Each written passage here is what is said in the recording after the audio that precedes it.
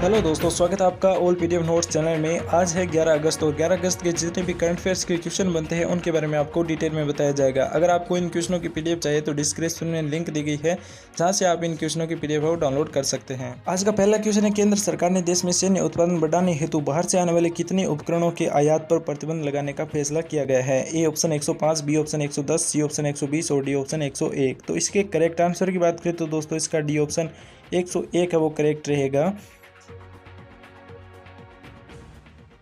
इनके बारे में हम डिटेल से बात करें कि केंद्र सरकार ने 101 रक्षा उपकरणों के विदेश से आयात पर रोक लगाने का फैसला किया गया है। अब ये रक्षा उपकरण आत्मनिर्भर भारत योजना के तहत देश में ही बनाए जाएंगे। जिस रक्षा उपकरणों का भारत में निर्माण किया जाएगा उनमें artillery guns, assault rifle, corvette, sonar system, transport aircraft, LCH radar समेत कई अन्य जरूरी उपकरण शामिल है। रक्षा मंत्री ने कहा कि प्रधानमंत्री नरेंद्र मोदी आत्मनिर्भर भारत की अवधारणा दी थी, जो कि 5 स्तंभों अर्थव्यवस्था, इंफ्रास्ट्रक्चर, व्यवस्था, भूगोल और मांग को था आधार बनाया गया था।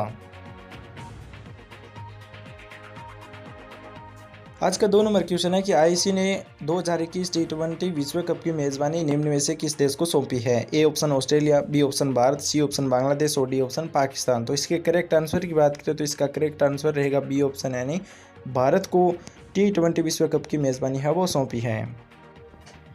कोरोना वायरस के कारण इस साल अक्टूबर में ऑस्ट्रेलिया में होने वाला T20 विश्व कप एक साल के लिए टल गया है। वहीं अगले साल यानी 2021 में होने वाले T20 वर्ल्ड कप भारत में ही होगा। न्यूजीलैंड में अगले साल होने वाले आईसीसी महिला क्रिकेट विश्व कप 2021 को कोरोना वायरस महामारी के कारण फरवरी-मार्च 2022 तक के लिए स्थगित कर दिया है। साथ ही पुरुष T20 विश्व कप को लेकर भी अहम फैसला लिया गया है और साल 2021 में होने वाले T20 विश्व कप अब भारत में ही होगा, जबकि 2020 के टूर्नामेंट की मेजबानी ऑस्ट्रेलिया करेगी।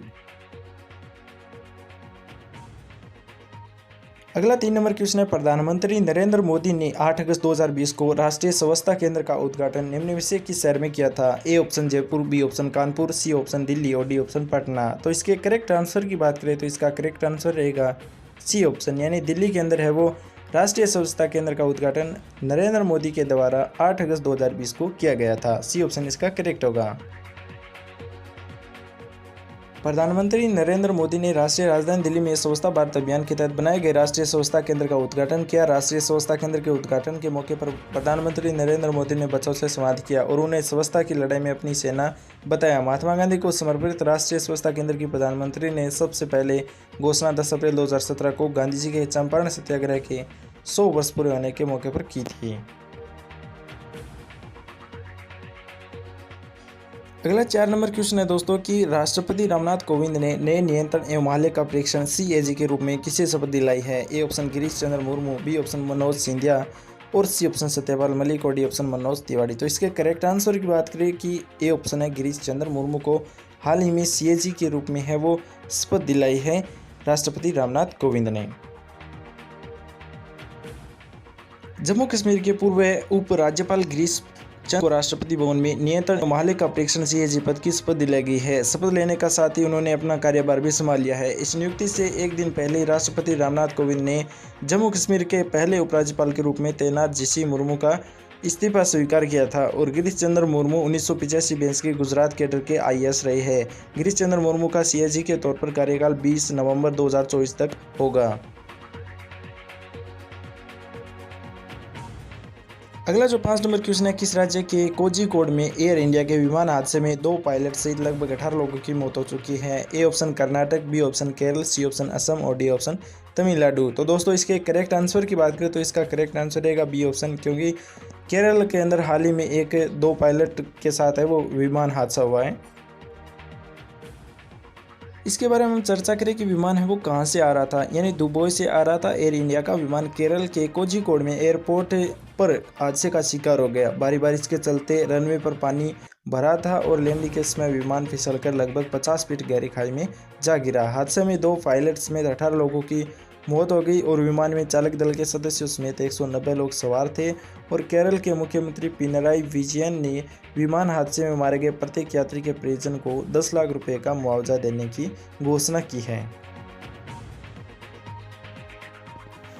अगला जो 6 नंबर क्वेश्चन है, संघ लोक सेवा आयोग का नया अध्यक्ष निम्न में से किसे चुना गया है? A option professor Pradeep Kumar Joshi, B option professor Rahul Tyagi, C option professor Vikram Sachdeva और D option professor Arun Agarwal.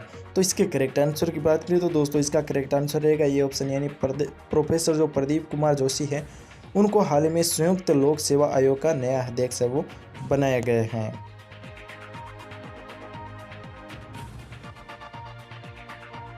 इसके बारे में हम बात करें कि संघ लोक सेवा आयोग के नए अध्यक्ष प्रदीप कुमार जोशी का कार्यकाल अप्रैल 2020 तक रहेगा। जोशी 12 मई 2015 को संघ लोक सेवा आयोग यूपीएससी के सदस्य बने थे। उन्हें यूपीएससी के निवर्तमान अध्यक्ष अरविंद सक्सेना ने पद और गोपनीयता की शपथ दिलाई है। संघ लोक सेवा आयोग देश के नौकरशाहों और राजनयिकों का चयन करने के लिए सिविल सेवा परीक्षा आयोजित करता है। जोशी छत्तीसगढ़ और मध्य प्रदेश लोक सेवा आयोग दोनों के अध्यक्ष भी रह चुके हैं। आज का हमारा 7 नंबर क्वेश्चन है, हाल ही में किस राज्य सरकार ने अगले सत्र से खुद का शिक्षा बोर्ड बनाने की घोषणा की है? A option Bihar, B option Punjab, C option Delhi और डी ऑप्शन राजस्थान। यानी सी ऑप्शन इसका करेक्ट रहेगा। दिल्ली ने अपने खुद का शिक्षा बोर्ड बनाने की है वो घोषणा की है। सी ऑप्शन इसका सही रहेगा।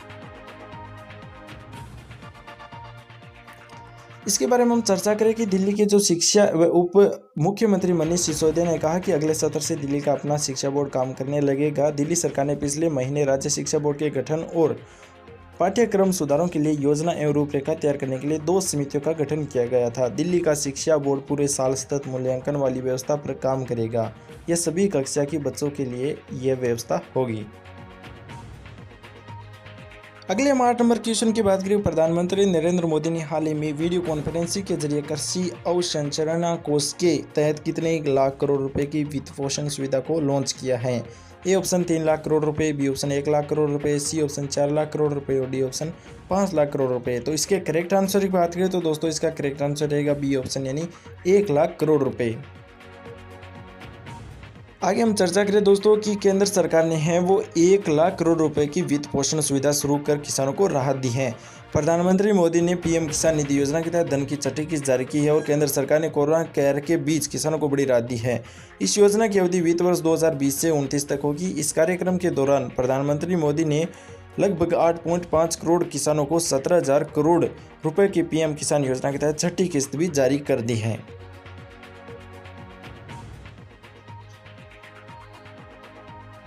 अगला 9 नंबर क्वेश्चन रहेगा, श्रीलंका में निम्न में से किसने चौथी बार देश के प्रधानमंत्री के रूप में शपथ ली है? A option Mahinda Rajapaksa, B option Ranasinghe Premadasa, C option Gotabaya Rajapaksa, D option Ranil Wickremesinghe. तो इसका करेक्ट आंसर वो रहेगा ए ऑप्शन, यानी महिंदा राजपक्षे। इसके बारे में हम चर्चा करें तो श्रीलंका के जो पीपुल्स पार्टी हैं SLPP के 74 वर्षीय नेता महिंदा राजपक्षे ने 9 अगस्त 2020 को चौथी बार देश के प्रधानमंत्री के रूप में शपथ ली है। महिंदा राजपक्षे के छोटे भाई और श्रीलंका के राष्ट्रपति गोतबया राजपक्षे ने उन्हें राष्ट्रपति पद की शपथ दिलाई।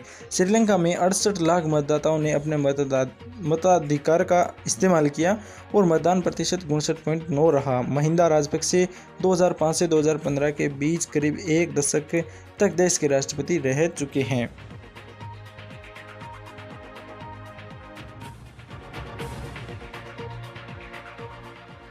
आज का करंट जीके का लास्ट क्वेश्चन 10 नंबर क्वेश्चन है, राष्ट्रीय हथकरघा दिवस निम्न में से किस दिन मनाया जाता है? ए ऑप्शन 10 मार्च को, बी ऑप्शन 12 अप्रैल को, सी ऑप्शन 20 मई को और डी ऑप्शन 7 अगस्त को। तो इसके करेक्ट आंसर की बात करें तो इसका करेक्ट आंसर डी ऑप्शन रहेगा। 7 अगस्त को है वो राष्ट्रीय हथकरघा दिवस है मनाया जाता है।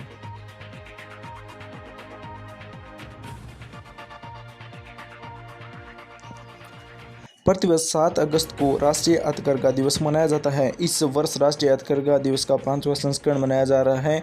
इसका उद्देश्य भारत में हथकरघा कारीगरों को सम्मानित करना तथा देश देश के हथकरघा उद्योग पर प्रकाश डालना है। राष्ट्रीय हथकरघा दिवस के द्वारा भारत के सामाजिक आर्थिक विकास पर हथकरघा उद्योग के योगदान व कारीगरों की आय में वृद्धि किए जाने पर फोकस किया जाएगा।